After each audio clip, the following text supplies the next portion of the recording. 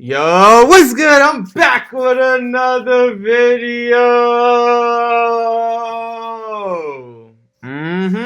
Today we are reacting to crazy conspiracy theories that turned out to be true. If you guys enjoy these videos, please leave a like on the video. Leave in the comments any other videos y'all would like me to react to. And also subscribe.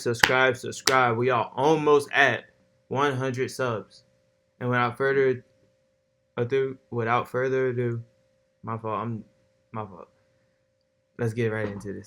Crazy conspiracy theories that turned out to be true. The Canadian fruit machine. The fruit machine is an ambiguous name, but if you have a keen mind, you might have had a few assumptions on what it could have been about. But if you're still in the dark, let me give you its other name, Canada's gaydar, or gay detection machine. That should paint a bit of a clearer picture. If I told you that the Canadian government in the 1960s came up with a strange device and a series of tests specifically made to identify gay men so that they could discriminate against them, you would call me crazy, right? Well, you're not alone, but unfortunately, you are wrong. And the Canadian government did exactly that. Let me explain. The whole point of this fruit machine was essentially to identify and remove homosexual men working in government roles, specifically in the military and law enforcement. During the 1960s, Dr. Frank Robert Wake developed a rather strange series of psychological tests with the purpose of, obviously, identifying gay men. How this machine actually worked was kind of hilarious and extremely rudimentary. Basically, all it would do is it would show you erotic images and say, essentially, gay buzzwords to see if your body had any sort of positive reaction to this stimuli. One of the markers they were looking for was a dilation of the subject's pupils, among other things. This was essentially the equivalent of a lie detector, but instead of detecting lies, it was detecting the big gay. Regardless of its ineffectiveness and rather strange methods to begin with, the results were taken seriously and led to the firing and discrimination of thousands of people, which unfortunately led to a huge rise in suicides, which is that's crazy. Imagine if they did that in America, bro. America would go crazy.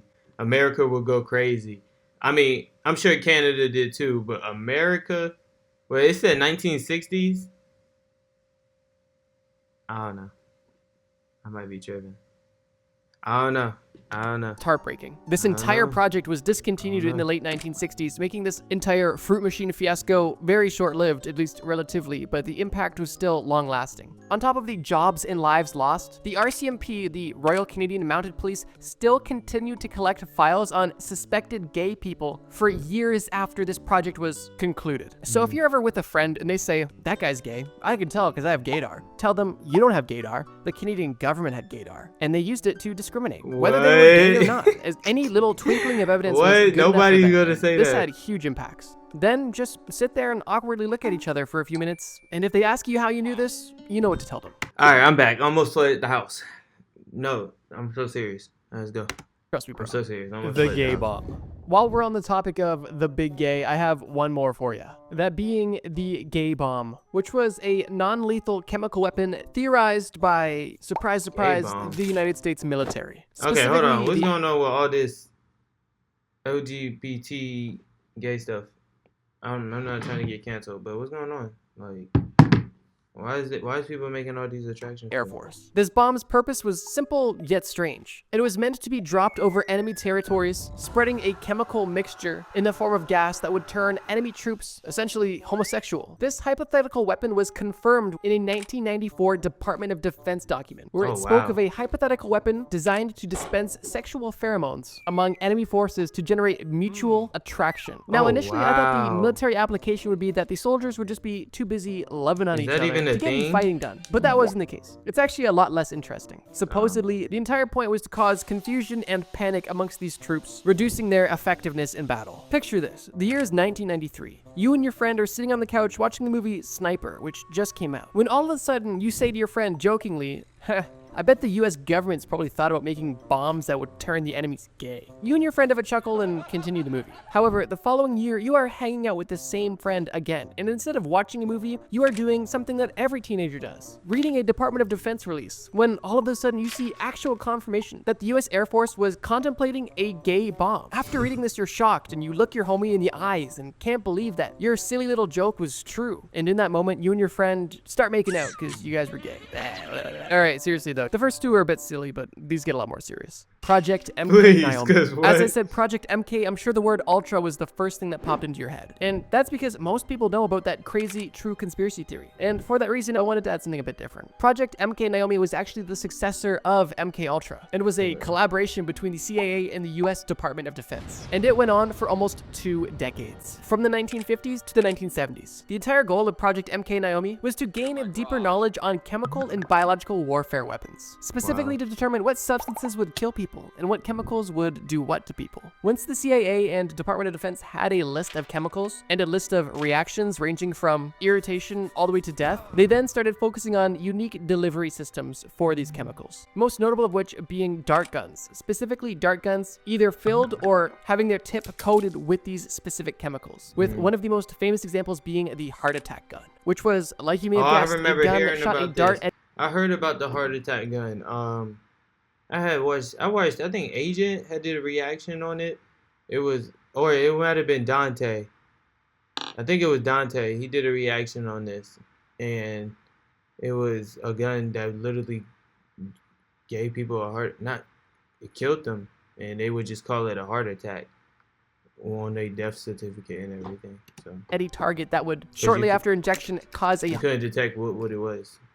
Heart attack in the victim, making a very intentional death seem accidental. And it's no doubt that these weapons would have been very useful for spies, especially during the Cold War, when tensions and the need for a good spy was at an all-time high. And if you're for some reason unfamiliar with Project MK Ultra, it's basically the government using LSD on non-consenting individuals to try to test mind control, as a very basic elevator pitch. But I'm assuming most of you are aware of that one. USA's fake Cuban attack. This video is quickly taking a very dark turn, but that's kind of how these lists go. In 1962, during the Cold War, the US wasn't just tense with Russia, it also had growing tensions with its southern neighbor, Cuba, specifically because Fidel Castro had risen to power in Cuba and was a rather large proponent of communism, or at least kept a very good relationship with Russia. During this time, the US experienced the Cuban Missile Crisis, which simply put was Russia putting their nukes in Cuba because the US had put their nukes in Turkey and Italy. This situation was scary, but it was resolved safely. However, the US did not forget, hence them coming up with Operation Northwoods. The plan suggested that the government would carry out a series of fake terrorist attacks on the American military and civilians, to then blame Cuba for these attacks and then justify going to war. Some of these crazy actions that they planned on doing to their own people was hijacking planes, sinking boats, and even bombing US cities, all done intentionally to point the blame at Cuba. But this wasn't just a get back for the Cuban Missile Crisis. This plan was part of a larger effort to oppose Fidel Castro's communist government, which was aligned directly with the Soviet Union, the USA's enemy at the time. And with the Soviet Union having an ally so close to US soil, the US was feeling the heat. Although, would that have justified any of these actions? I don't believe so.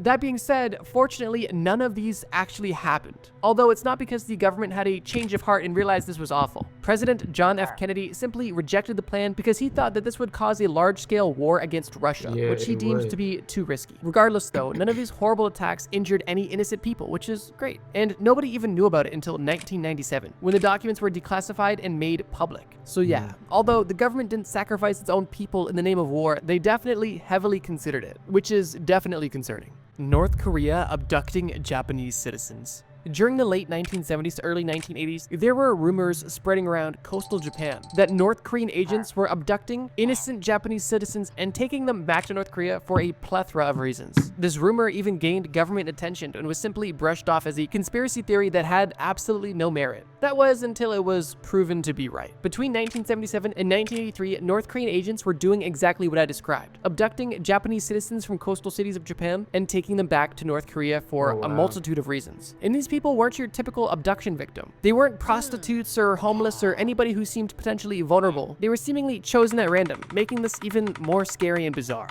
The Japanese government officially recognizes over 17 victims of North Korea's abduction, although North Korea only claims they abducted 13, which to me is even crazy that they admitted to anything. But some people suggest that over hundreds of people were taken. These victims were ranging anywhere from teenagers to adults, and were kidnapped for, like I mentioned, various reasons, but were most commonly used to teach Japanese or Japanese culture to North Korean spies, so that these North Korean spies could acclimate to the culture and essentially blend right in. Besides teaching at these schools, they would also provide fake IDs for covert operations, as these people weren't going to be in Japan, so spies could take their identity and use them. The only reason that North Korea ever even admitted to any of the abductions was because after investigations by the Japanese authorities, there was simply no doubt at all that these abductions were happening and that these people were in North Korea. It was only until there was absolutely no one else to blame and nowhere else to go for North Korea that they finally admitted. Unfortunately, there really is no happy ending to this story, and the chances are that these abductions have gone on much longer and there has been many more victims than we could have ever imagined in this situation. And with the way that things are currently with North Korea, it's very likely that they will never be held accountable for literally abducting, torturing, and killing innocent Japanese citizens. The US government poisoning alcohol. It's no conspiracy theory that from 1920 to 1930... Nah, that's crazy.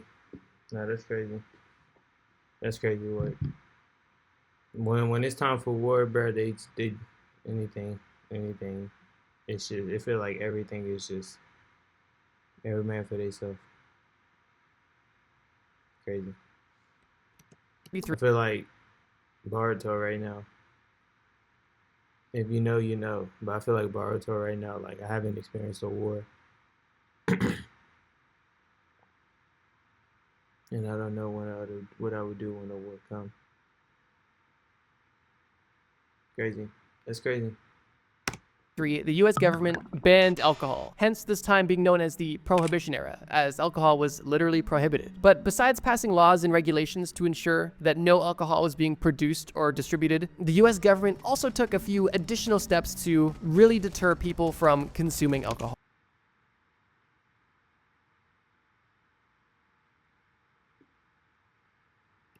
What the government chose to do was add methyl alcohol into industrial grade alcohols to deter human consumption. It's theorized that the government assumed that having these deadly poisons in this alcohol would cause some of these illegal consumers of alcohol to pass away, deterring these bootleggers to sell their product as it was killing their customers. Unfortunately, that wasn't the case, and the bootleggers continued to sell, and alcoholics continued to drink. And unsurprisingly, as a result of this, many people were poisoned and died. And in 1927, in New York alone, there was over 41 deaths confirmed to have come from alcohol poisoning from tainted alcohol, specifically the methyl alcohol. The government used this strategy up until 1933 when the prohibition ended, and it was at that point confirmed that the US government was literally poisoning alcohol, as it was recorded as a strategy to curb alcohol consumption. So yeah, the US was intentionally putting deadly chemicals into products that they knew that people were consuming. I find this one a bit interesting because although people weren't supposed to be consuming this, the US government knew that people were going to consume this. So the fact that they intentionally put deadly chemicals into it, to me, is a bit concerning. This might just be an optimistic thought, but I would like to believe that there's a way where you can deter people from drinking illegal industrial grade alcohol without putting literal poison in it that's going to undoubtedly cause death. Like potentially adding an agent that is extremely sour or potentially even extremely spicy, making the alcohol essentially unconsumable as it's so uncomfortable to drink, but still rendering it... They could have probably just put like...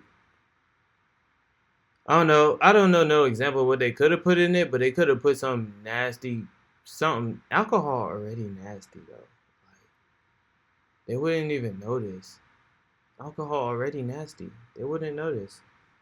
Non-lethal. As great as this sounds, this might have not been an option, as those sorts of additives may have rendered the actual industrial grade alcohol less effective, which wouldn't have worked because this alcohol needed to serve its primary purpose, as it wasn't meant to be consumed. It was literally industrial grade. But yeah, anyway, from 1920 to 1933, the US government decided that the best way to deter people from drinking alcohol was by killing them, or at least slowly poisoning them, which I wouldn't say is much better. The USA's fake Vietnam attack. And we're already back. Does this story sound at all familiar? But seriously though, I could make an entire separate video focusing solely on extremely deplorable things that the US government has done. But I do value living, so if you really want that video, let me know in the comments, but if not, I probably won't make it. That being said, let's get into the fake Vietnam attack. In 1964, USA was of course beefing, this time with northern Vietnam. This entire situation is known as the Gulf of Tonkin incident, and it marked a pivotal moment in the escalation of the US involvement in the Vietnam War. The situation happened in early August of 1964 and involved U.S. naval vessels conducting operations off the coast of North Vietnam. On August 2nd, the U.S. destroyer, the USS Maddox, was conducting intelligence patrols. And on this patrol, it encountered 3 North Vietnamese torpedo boats. There's a small conflict which led the Maddox to fire warning shots at the torpedo boats and the torpedo boats to respond with an unsuccessful attack. The Maddox suffered minor damage, literally only took a single bullet hole, but the North Vietnamese torpedo boats were significantly damaged, with crew either dead or severely severely injured. This entire encounter happened because the North Vietnamese were pretty sussed out about covert US-backed operations happening on their coast. Regardless, this incident was relatively minor in regards to the Vietnam War as a whole. But what isn't is the alleged second attack that happened 2 days later on August 4th, 1964. It was claimed that on this day, another attack on the USS Maddox and the USS Turner Joy had taken place. The ships were claimed to have been targeted based on radar signals and intercepted communications between the North Vietnamese. However, with these claims seeming very plausible, there was little to no evidence and were later debunked. The captain of the USS Maddox, John Herrick, was almost instantly questioning the validity of these claims, as he was the captain and heard no such thing of this second attack. And shortly after, the entire attack was debunked and proven to be nothing more than manipulation. Investigations even confirmed that there was no North Vietnamese forces present anywhere near either of these ships that night, and the intelligence that they had misinterpreted was simply manipulated to spin the story of a potential second attack. The reason why I'm talking about this fake attack is because it was used as justification to amplify the war. Congress even passed the Gulf of Tonkin Revolution, which allowed the US's involvement in Vietnam to escalate heavily, leading to significant troop deployments and a major intensification of the war. It wasn't until years later, after the war had ended, that the US Department of Defense admitted that the second attack never happened. And even later on, declassified documents confirmed that there was a strategic plan to use this fake second attack as a pretext to escalate the war, which ended up becoming one of the most controversial wars in US history. There's no doubt that the Vietnam War was controversial, and this is only a tiny glimpse of... Who was our president during that time? It was John F? Because if it was John F, I'm gonna need y'all to stop. Nah, I ain't gonna say stop, because I don't really hear it like that no more, but in high school, people used to call John F the man, like the best, this, that, this. But this man was out here starting wars, making up lies. Right. Some of the stuff that was going on, at least on the US side of things. Project Sunshine. Fair warning, there is a reason why this entry is at the end of the list, and that's because it is by far the most morbid subject in this entire video. Project Sunshine is also known as the Dead Baby Project, and that alone should give you a small glimpse into the insanity that is this conspiracy theory proven true. Project Sunshine was a secret research project that was launched in 1953 to study the effects of radioactive fallout on human health and the environment. Already off to a bad start. The focus of this radioactive testing was specifically on strontium-90, which is regarded as the deadliest byproduct of nuclear detonation. The United States Atomic Energy Commission aimed to measure the amount of strontium-90 in human tissue, as it was typical for it to accumulate in human bones, specifically in children's bones whose skeletal systems were still developing and most vulnerable. Now here's the thing, as much as they potentially would have wanted to subject real children to strontium-90 to study the side effects, they were not able to do so, as it would be a huge moral dilemma and definitely wouldn't fly well with the general public. So what they did do was gather over 1,500 human samples, primarily consisting of babies and young children, without the consent or knowledge of the families that they were taken from. These 1,500 adolescent cadavers were not originally from the United States, and were actually from countries like Australia and the UK, and were acquired by some pretty disgusting means.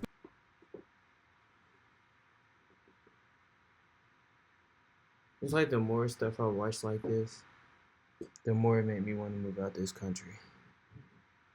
I don't know. Like, why? Just why? Just why? Somebody comment down below why. Just tell me why. Please.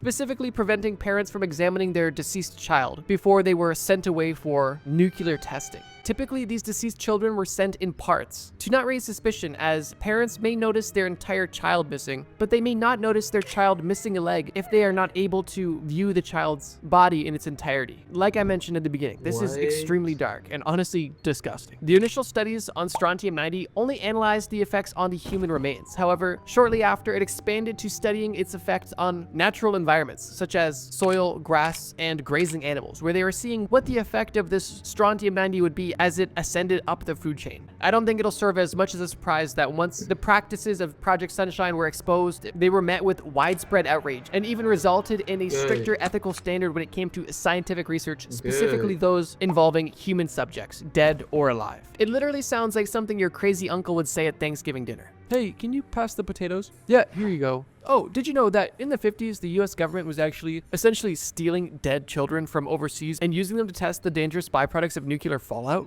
Oh, crazy. Honestly though, it sounds too crazy to be true, but one thing I've learned from researching for this video is that, unfortunately, some things are too crazy to not be true. But anyways, that's all I got for now, guys. If you aren't...